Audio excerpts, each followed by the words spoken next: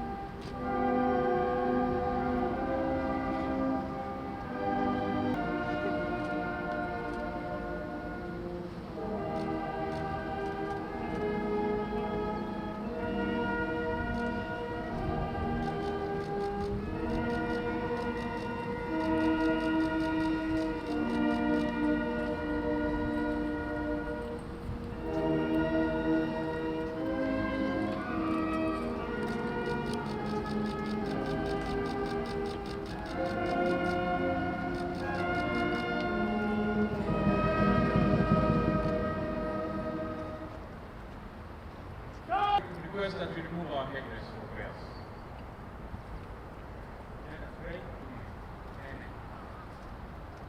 We may replace our headdress. Your Excellency, the next session will be the sounding of the rebuke.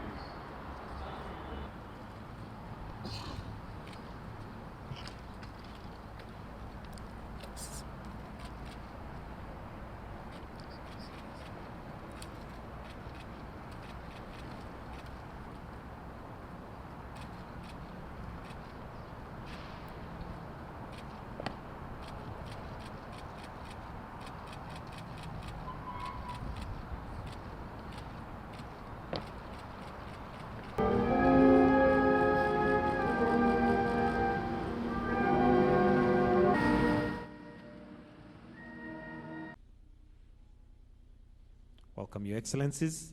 We may take our seats. Your Excellencies, after the bilateral meetings, you will now witness the signing of a tripartite agreement in relation to importation and transit of refined petroleum products through Kenya to Uganda by Uganda National Oil Company Limited. I'll now usher in the relevant ministers to continue with the signing. The tripartite agreement is between the government of the Republic of Kenya through the Ministry of Energy and Petroleum and the government of the Republic of Uganda through the Ministry of Energy and Mineral Development and the Uganda National Oil Company Limited. Those signing are Dr. Okasai Opolot, Minister of State for Energy, Uganda, Mr. Mohamed Liban, PS, Principal Secretary, Petroleum Kenya, and we'll also have Ms. Proskovia Nabanja, CEO, Uganda National Oil Limited, also sign.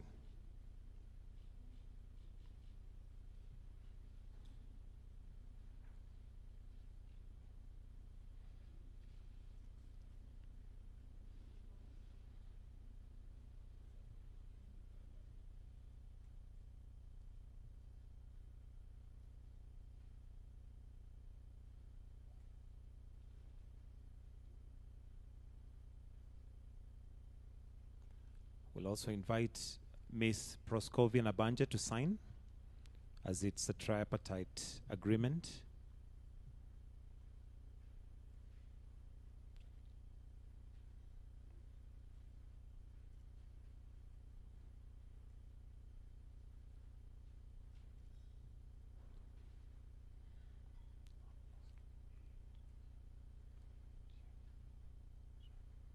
in the joint communique that's going to be issued later on making sure that trade between our two countries is unimpeded either by tariff or non-tariff barriers or levies that are arbitrarily levied. We've agreed that the common principle will be the full implementation of the EAC customs and other infrastructure that support trade between East African countries.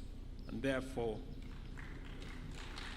all the issues around rice and juice and furniture and eggs and chicken and sugar and all the other issues are now resolved.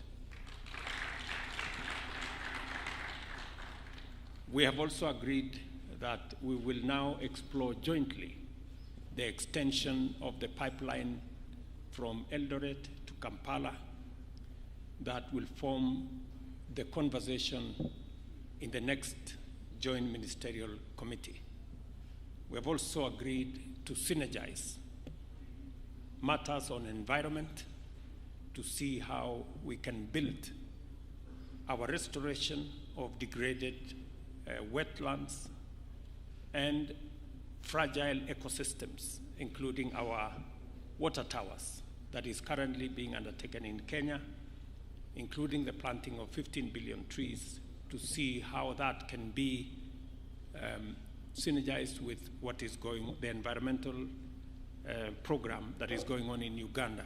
In the case of East Africa, because you may say, if you wanted economic integration and you created COMESA, why did you then revive the East African community? We revived the East African community because it has got an agenda which is further than mere economic integration. If you read Article 5 of our treaty, it says, ultimately, we shall create a political federation. So therefore, for the EAC, our ultimate target is one authority, one government for East Africa.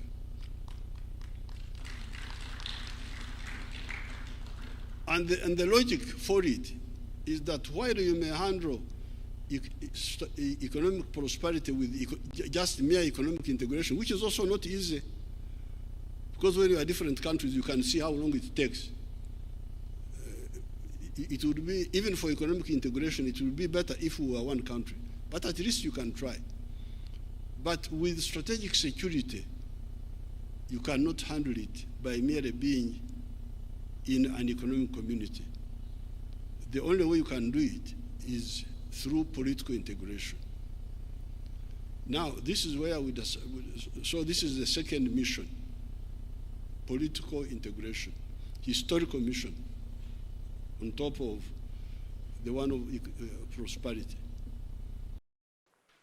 Mzee, let me say on behalf of the people and government of Kenya, we very sincerely appreciate your undertaking this state visit as a way of consolidating the friendship and the relationship between our two countries. We are building on our already existing solid foundation between our two countries in many areas of diplomacy, of trade, of investment, people-to-people relations. And I very want to say sincerely that we don't take your coming to Kenya for granted. Africa has lost a lot of time. It's now more than 60 years since independence, and Africa still has a lot of problems. And this is because of what I mentioned to you, the philosophical, strategic, and ideological mistakes which were made by the African leaders, they could not accurately define the historical mission. What is the historical mission at independence? The only one they got right was the liberation. That one they got it correct. That's why OAU was useful that time. But after that, they didn't know what to do.